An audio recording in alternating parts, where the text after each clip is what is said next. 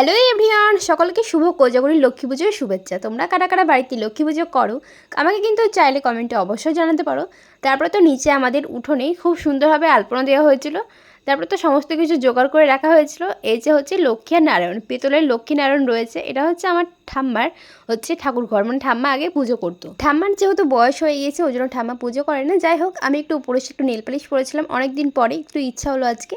তারপর তো তাড়াতাড়ি নিয়ে চলে গিয়েছিলাম ছাদে। ওর কি হাসি, মানে ক্যামেরা দেখলে ও বেশি দুষ্টুমি শুরু করে দেয়। ওর ভয়েসটা শুনে তো তোমরা বুঝতেই পারলেই। তারপরে তো সন্ধ্যা দিকে একটু গোপালের ঘরে গিয়েছিলাম। আজকে মা গোপালকে খুব সুন্দরভাবে সাজিয়েছিল। তারপরে আমি একটু মানে হচ্ছে লক্ষ্মী পুজো যেহেতু ওই জন্য একটু গান চালিয়ে দিয়েছিলাম। আর এদিকে দেখো শিবম হচ্ছে লক্ষ্মী ঠাকুর বানিয়েছিল। মানে ও হচ্ছে কাগজ দিয়ে সমস্ত মানে ঠাকুর যেগুলো পুজো হয় সমস্ত কিছু কিন্তু বানিয়ে পুজো করে। মানে ও কিন্তু এইসব জিনিসগুলো বেশ ভালোই করে। তারপর তো সন্ধ্যার দিকে আমাদের ঠাকুরমশাই এসে পুজো কমপ্লিট করেছিল। আর আমি একটু বাড়িতে সিম্পল যে ড্রেস পরে থাকি সেই ড্রেসই পরেছিলাম।